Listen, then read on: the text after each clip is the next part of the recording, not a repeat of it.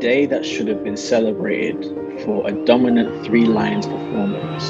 Turning really well.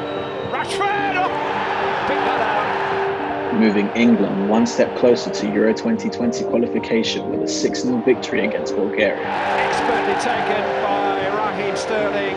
Beautifully worked by England. But instead, we have had one or two reports in the last few minutes of racist abuse. Raheem Sterling and others have been abused. People say it shouldn't be happening in the 21st century. There's no basis for it in any century. I had the opportunity to speak to those at the ground that night in Sofia. It's been a year since, that day in Sofia. What was your recollection from that night?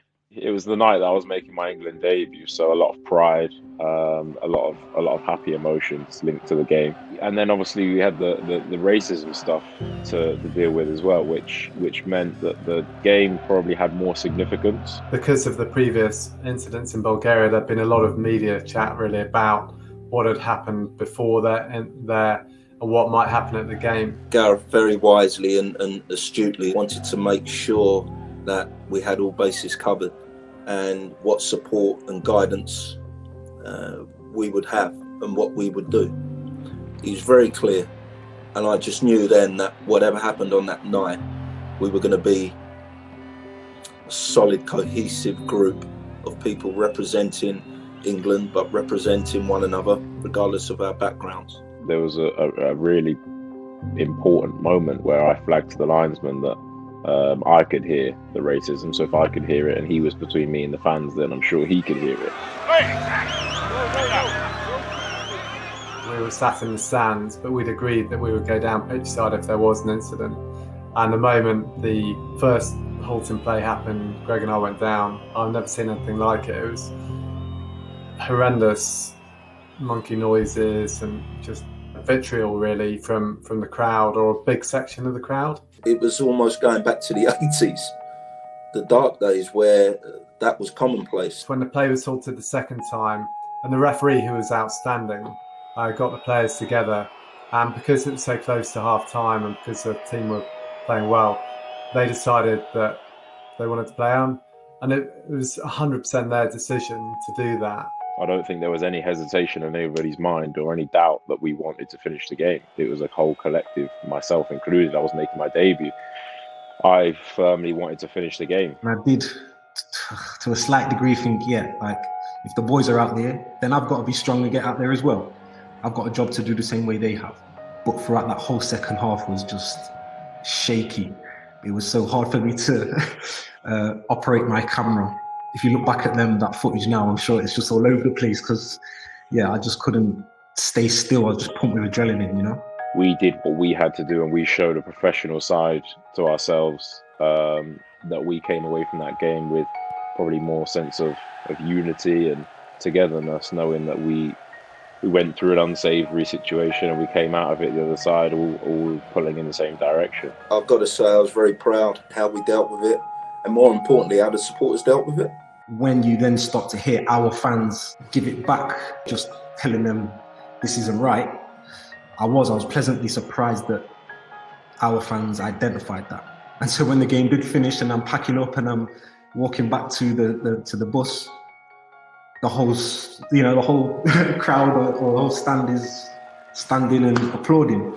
And the fans were clapping him, and he was quite emotional, Zandar. He was very brave that night, and actually it brought a lot of people together to understand exactly what, black players have gone through. So I'm standing here saying to you that it has to be addressed now, no matter what people think. The time is now. There's no need to dance around it now. It has to be dealt with swiftly and effectively.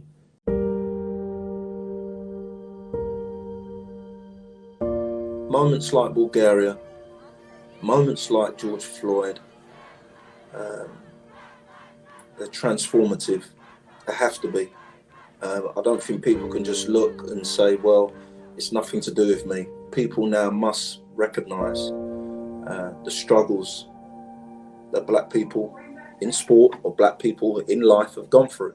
what we saw was unbelievable. And I do think it led to a watershed moment for quite a lot of people. And for us as an organisation, we always had anti-discrimination work as key pillar, but it definitely raised it up the agenda for us. I think it just made everyone focus on that there are problems out there that are bigger than anyone could have thought. The players have been fantastic ambassadors for us in so many ways, but I think none more so than this area, standing up for what's right and really using their huge social presence to call out activity that's wrong. With everything else that has happened, I feel like we are on a really good path to creating change.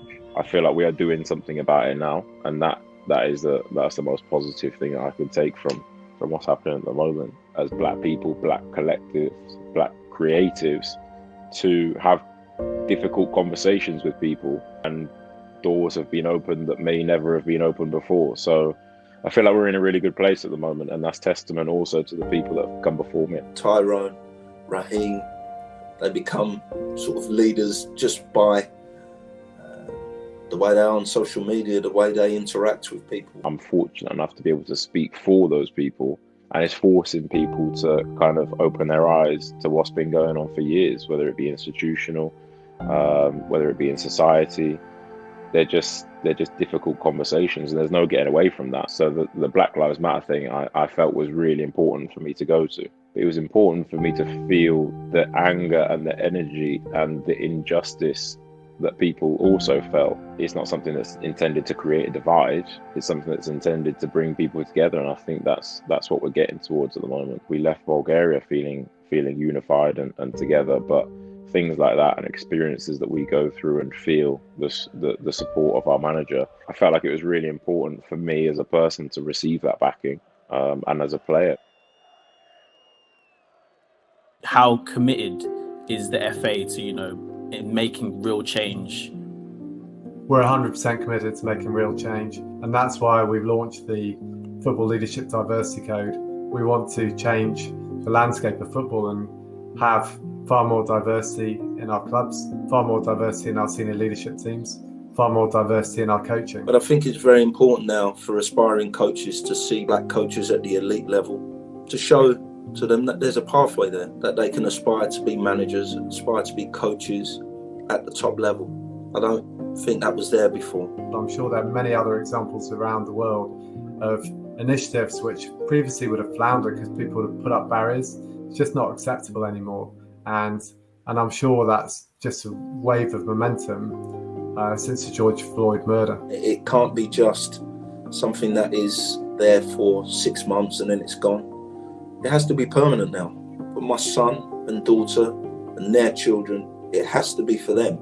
If we want to have a world and a place that we work freely in and we can express ourselves in, that has to happen.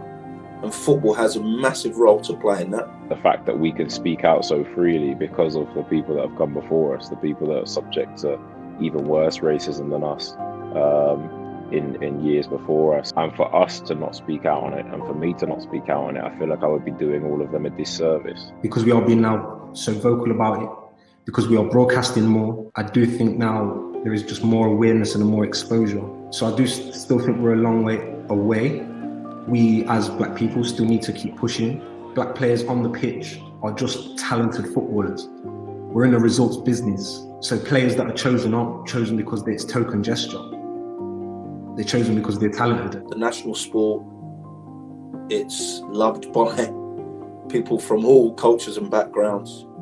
And I think football should be reflective of that. But there's people out there that want to make a difference, that want a difference and want to educate people. Getting that energy from the fans was electric. I can't lie, it felt unreal that they were supporting. But then it was also like, well, are we gonna go back home and tell the rest of our society or the rest of fans around England that this is wrong?